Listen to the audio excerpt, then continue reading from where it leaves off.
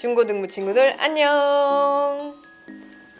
오늘 함께 부를 찬양의 제목은 예수 닮기를이에요. 이 찬양을 부를 때 찬양의 제목처럼 예수님을 닮아가기를 원하는 마음을 가지고 함께 찬양을 불렀으면 좋겠어요. 함께 찬양하겠습니다.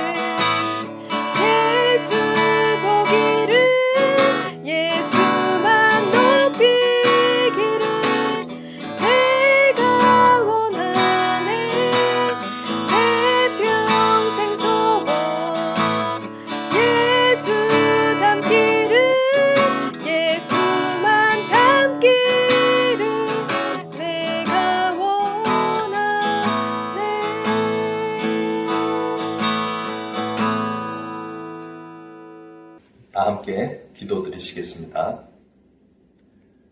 참 좋으신 하나님 아버지, 주님의 거룩한 날을 맞아 이렇게 온라인으로라도 예배를 드릴 수 있도록 해주셔서 감사드립니다.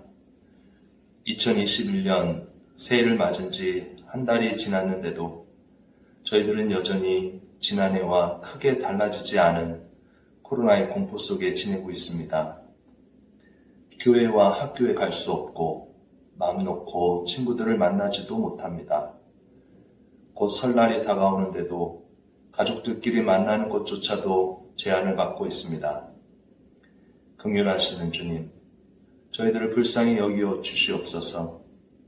어리석은 인간들이 제멋대로 자연을 파괴하고 오로지 자신들만을 위한 이기적인 삶을 살아온 결과가 무엇인지 깨닫게 하시고 주님 앞에 나와 회개할 때에 주님의 백성들을 구원하여 주시옵소서.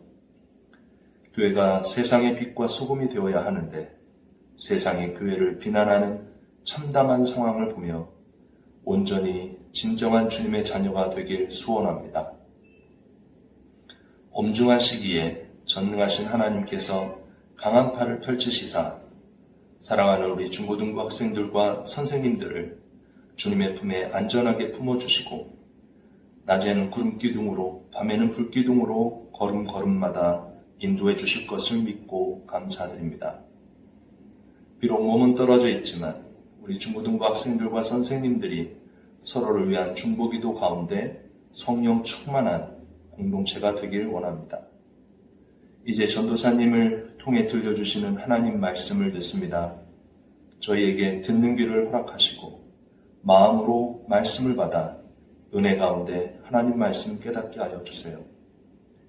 매주 영상 예배를 준비하시는 손길, 학생들에게 조금이나마 가깝게 다가가려는 우리 선생님들의 섬김을 기억하시고 축복하여 주세요. 특히 우리 학생들 한 생명 한 생명 호명하여 안전하게 또 건강하게 지켜주시고 돌보아 주시옵소서. 우리의 삶의 주관자 되시는 예수님 이름으로 간절히 기도드립니다. 아멘. 사랑하는 중고등부 친구들 샬롬! 친구들, 부장선생님과 함께 기도 잘했어요? 오랜만에 기도 순서가 생겨서 좀 낯설었나요? 우리 이제부터는 매주 선생님, 그리고 고등부, 그리고 중등부 순으로 기도를 맡아서 한번 해보려고 합니다. 우리 친구들 전사님이 기도해달라고 연락하면 모두 잘 받아주세요. 오늘은 광고를 먼저 해보려고 합니다. 우리 친구들 매주 구글 설문지 통해서 전사님에게 주옥 같은 메시지들을 던져주고 있어서 너무 감사합니다. 전사님 그거 보면서 힘이 나기도 하고요. 너무 재밌기도 하고 우리 친구들 보내주는 내용 덕분에 예배를 어떻게 하면 더욱 알차게 만들어 나갈 수 있을지 함께 고민할 수 있어서 참 좋습니다. 우리 친구들 모두 감사합니다. 그 돌아오는 이제 주중에는 명절이 있어요. 우리 친구들 그동안에 지친 몸과 마음을 좀 달래고요. 가족들과 함께 즐거운 시간 보내왔으면 좋겠습니다. 그리고 명절이 끝나면 바로 사순절이 이어집니다. 이번 사순절 주제는 짜잔! 닮아가다, 담아가다입니다. 그래서 이렇게 사순절 자료들이 있는데요. 전도사님 우리 친구들에게 택배로 슝슝 보내려고 합니다. 우리 친구들 이 교육 자료와 함께요. 예수님의 고난을 묵상하고 또 예수님을 닮아가면서 이 추억들을 모두 담아가는 시간이 되기를 소망합니다. 우리 친구들 마음의 준비를 하면서 모두 기다리셨으면 좋겠어요. 오늘은 중1 안소연 친구가 성경 봉독을 해주기로 했어요. 기도처럼 성경 봉독도 중등부, 고등부 선생님들 순으로 한번 진행해 보려고 합니다. 우리 소연이가 읽어주는 하나님의 말씀을 경청해 봅시다. 오늘 본문은 누가복음 7장 11절에서 17절까지의 말씀입니다. 그 후에 예수께서 나인이란 성으로 가실새 제자와 많은 무리가 동행하더니 성문 가까이 이르실 때 사람들이 한 죽은 자를 메고 나오니 이는 한 어머니 독자요 그의 어머니는 과부라 그 성에 많은 사람도 그와 함께 나오거늘 주께서 과부라를 보시고 불쌍히 여기사 울지 말라 하시고 가까이 가서 그 관에 손을 대시니 맨 자들이 서는지라 예수께서 이르시되 청년아 내가 내게 말하노니 일어나라 하시매 죽었던 자가 일어나 앉고 말도 하거늘 예수께서 그를 어머니에게 주시니 모든 사람들이 두려워하며 하나님께 영광을 돌려 이르되 큰 선지자가 우리 가운데 일어나셨다 하고 또 하나님께 자기 백성을 돕으셨다 하더라. 예수에 대한 이 소문이 온 유대와 사방에 둘러 퍼지니라. 아멘. 아멘. 네, 우리 친구들은 고통, 특히나 다른 사람의 고통이나 다른 사람들이 어려운 상황에 놓여 있을 때 어떤 마음을 느끼나요? 그 아픔을 동참하거나 그 고통을 해결해 주기 위해 노력하나요? 아니면 그 시간들이 그냥 얼른 지나가길 바라나요? 어쩌면 그 고통은 나와 아무런 상관없어, 아무런 생각도 하지 않은 채 그 시간을 흘려보내기도 하겠죠. 얼마 전에 전사님이 한 시사 프로그램을 보게 되었습니다. 제목은요, 단칸방의 유령들이라는 거였습니다. 그날의 이야기는요, 창원의 모녀 사망 사건, 그리고 방배동 모자 사건을 중심으로 하고 있었습니다.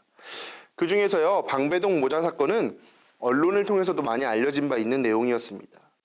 아들은요, 발달장애를 가지고 있었고, 자신의 어머니가 죽자 어머니를 이불로 감싸고 테이프를 감았습니다.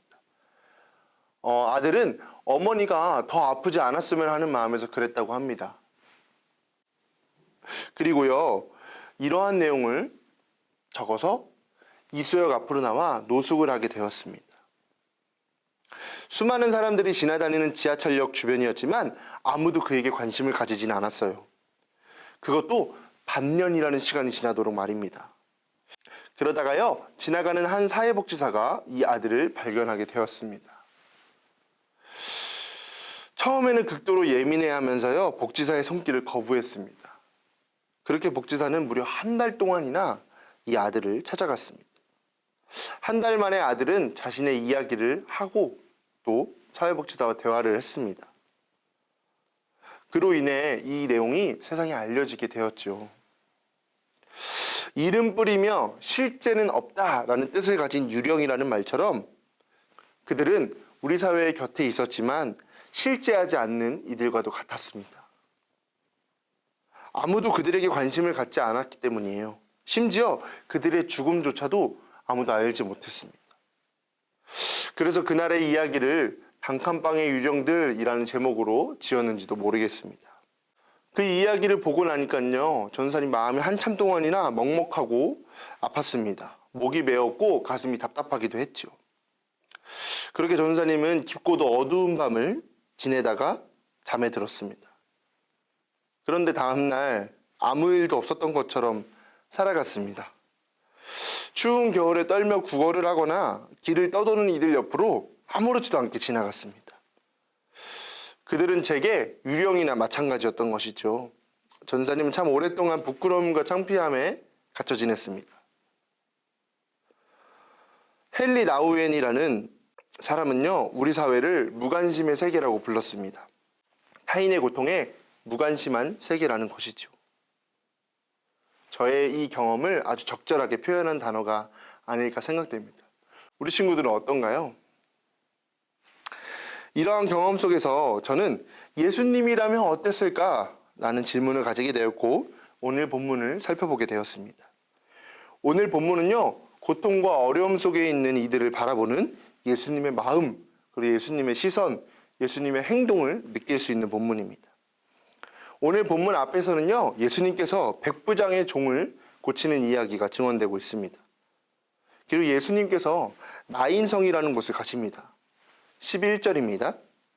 그 후에 예수께서 나인이란 성으로 가실새 제자와 많은 무리가 동행하더니, 성 입구에 예수님이 들어서시자요, 한 장례 행렬이 보입니다. 12절입니다. 성문이 가까이 이르실 때에 사람들이 한 죽은 자를 메고 나오니 이는 한 어머니의 독자요 그의 어머니는 과부라. 그 성에 많은 사람도 그와 함께 나오거늘. 한 과부의 아들이 죽게 되었고 예수님께서 그의 장례 행렬을 목격하시게 된 거죠. 그리고 성에 많은 사람들이 그 장례를 도와 행렬하고 있었습니다. 근데 과부는요, 남편을 잃은 사람을 뜻하죠. 그런데 이제 그 과부가 자신의 하나밖에 없는 외아들까지도 잃게 되었습니다. 예수님 당시 지중해 사회는 남성 중심의 사회였습니다. 여성이 혼자 살아내기는 아주 벅찬 사회였죠. 그러니 이제 이 어머니는 남편과 아들을 잃은 슬픔뿐만 아니라 경제적인 어려움, 그리고 사회적 고립이라는 사회적인 문제 속에 놓이게 되는 것이죠. 그녀에게 미래는 더 이상 꿈꿀 수조차 없었습니다. 너무나 절망적이고 고통스러운 순간이었겠죠. 그런데 오늘 예수님께서 어떻게 하십니까? 13절, 14절인데요. 주께서 과부를 보시고 불쌍히 여기사 울지 말라 하시고 가까이 가서 그 관에 손을 대시니 맨 자들이 서는지라. 예수께서 이르시되 청년아 내가 네게 말하노니 일어나라 하시매. 지금 예수님께서는요 과부를 보셨습니다. 분명히 11절에요 제자와 많은 무리가 예수님과 동행했다고 나오죠. 지금 예수님께서는 백부장의 하인을 고치고 막 직후에 지금 나인성으로 오신 것 아닙니까? 그리고 예수님은 아주 먼 거리에서도 말씀만으로 그 백부장의 종을 고쳤습니다. 그랬으니 얼마나 많은 사람들이 지금 예수님과 동행했겠습니까? 그런데 중요한 것은요, 이 과부를 예수님만 보셨습니다. 예수님을 따른다는 제자들도 있었고, 지금 예수님의 기적을 목격했던 많은 무리들이 있었는데요, 오직 예수님만 그 과부를 보셨다는 것입니다. 다른 이들에게 과부는 그저 유령이었을지도 모릅니다. 그러나 예수님은 그 과부를 보셨죠. 그리고 불쌍히 여기사 가까이 가서 손을 대시고 계십니다. 다른 이들은 무관심으로 그 과부와 아들을 바라보았는데 예수님은 관심을 가지고 그들을 보셨습니다. 이 관심, 이것을 성경은요 13절에 불쌍히 여기는 마음이라고 했습니다. 이 말은 헬라어로 스플랑크 니조마이라고 합니다. 애가 탄다, 애가 끓다, 애가 끊어진다, 애간장이 녹다, 이런 말들과 관련이 있는데요. 여기서 애가 창자를 뜻하거든요. 이 스플랑크 니초마이가 마치 창자가 끊어지는 듯한 고통을 이야기합니다. 그러니까 이게 얼마나 간절한 마음입니까? 이 마음이요 바로 긍휼입니다. 이 긍휼은요 다른 사람의 고통에 동참하고 그 고통이 마치 나의 창자가 끊어지는 듯한 고통처럼 여기는 것, 그렇게 받아들여지게 하는 것입니다. 그래서 긍휼은 보지 못하는 것을 보게 하고 듣지 못하는 것을 듣게 하는 힘입니다. 제자들과 많은 무리는 그 과부를 보지 못했고 그 과부의 울음조차 듣지 못했습니다. 그러나 예수님은 그 과부를 보셨고 그의 울음소리를 들으시고 눈물까지 닦아주셨습니다. 울지 마라 말씀하시죠. 모두가 그 과부를 유령처럼 여겼을 때 예수님은 그 실제를 보셨습니다. 그것이 바로 긍휼의 마음입니다. 그런데 긍휼은요 그냥 마음에서 끝나는 것이 아닙니다. 긍휼은 반드시 행동을 수반합니다. 이것은 그저 마음으로 느끼고 감정적으로 느끼는 동정심과는 다릅니다. 긍휼은 영어로 compassion이라고 하는데요, 함께 고통을 겪는다라는 의미입니다. 그래서 이것은요 감정을 넘어 그 고통을 함께 나누고 행동하는 것이죠. 그래서 예수님은 그녀에게 가까이 가서 손을 대시고 계십니다. 구체적인 행동이지요. 그의 고통을 보면서 창자가 끊어지는 듯한 고통을 느끼고 가까이 가시고 행동하시는 것입니다. 바울은 이러한 마음을 이렇게 표현했습니다. 즐거워하는 자들과 함께 즐거워하고 우는 자들과 함께 울라. 이것이 바로 예수님께서 고통의 현장을 바라보고 계시는 마음입니다. 함께하는 마음, 이 마음이 바로 오늘의 기적을 일으킨 것이지요. 이 긍휼이 바로 기적을 일으키는 힘이었던 것입니다. 15절에서 16절 말씀입니다. 죽었던 자가 일어나 앉고 말도 하거늘 예수께서 그를 어머니에게 주시니 모든 사람이 두려워하며 하나님께 영광을 돌려 이르되 큰 선지자가 우리 가운데 일어나셨다 하고 또 하나님께서 자기 백성을 돌보셨다 하더라. 제가 이것을요 유진 피터슨의 메시지 성경으로 한 번 더 읽어드리겠습니다. 모든 사람은 자신들이 지금 거룩한 신비의 자리에 있으며 하나님께서 그들 가운데서 일하고 계심을 깨닫고는 조용히 경배했다. 그러고는 떠들썩하게 감사하며 서로 큰 소리로 외쳤다. 하나님이 돌아오셔서 자기 백성의 필요를 돌보아 주신다. 예수님의 이 긍휼의 행동은요, 이내 기적을 만들어냈습니다. 죽은 사람이 살아났던 것뿐만 아니라 모든 사람들이 하나님의 역사하심을 경험하며 그분께 영광을 돌리게 되는 것이죠. 사람들은 떠들썩하게 외쳐댑니다. 하나님이 돌아오셔서 자기 백성의 필요를 돌보아 주신다. 하나님께서는 살아계시는 분이시죠. 하나님께서는 우리를 내버려 두지 않으신다. 하나님께 정말 살아계신다. 라고 고백하게 되는 것입니다. 이러한 기적은 어떻게 출발했죠? 네, 긍휼을 가지신 예수님의 마음으로부터 출발했습니다. 사랑하는 중고등부 친구들, 전도사님은 우리 중고등부 친구들이 세상에 희망과 위로를 전하는 사람들이 되길 소망합니다. 어둠 속의 빛, 절망 속의 희망, 고통 중에 위로가 되는 주님의 제자들이 되길 또한 소망합니다. 친구들, 위로라는 말은 라틴어로 콘솔라라고 합니다. 이게 무슨 말이냐면요, 홀로 있는 사람과 함께하는 것, 그것이 바로 위로라는 것이지요. 모두가 유령처럼 여기는 그 홀로 있는 그 사람에게 긍휼의 마음을 품을 때 세상은 희망과 위로를 얻게 됩니다. 이것이 하나님의 역사하심을 드러내며 모든 사람이 하나님께서 자신의 필요를 돌보아 주신다 라고 고백하게 만드는 힘인 것이죠. 저와 중고등부 친구들 모두가 고통을 바라보면서 그냥 무관심으로 소비하는 것이 아니라요, 고통당하는 이들의 삶에 동참하며 그 고통을 하나님의 일하심의 현장으로 변화시킬 수 있는 주님의 귀한 일꾼들이 되었으면 좋겠습니다. 전도사님과 함께 기도하겠습니다. 우리의 친구가 되어주시는 주님, 오늘 우리에게 어떠한 모습으로 찾아오시렵니까? 가난한 자의 모습입니까? 헐벗은 자의 모습입니까? 절망과 고통에 짓눌려 살아가는 자의 모습입니까? 주여, 우리가 주님을 외면치 않게 하여 주옵소서. 우리로 긍휼의 마음을 갖게 하여 주옵소서. 우리가 하나님의 일하심을 드러내는 통로가 되길 원합니다. 그리하여 이 땅의 모든 이들이 진정한 위로와 희망이 되시는 당신을 만나게 하는 기적들이 일어나게 하여 주옵소서. 오늘도 외로운 이의 친구가 되기 위해 떠도시는, 또 떠나시는 예수님의 이름으로 기도합니다. 아멘.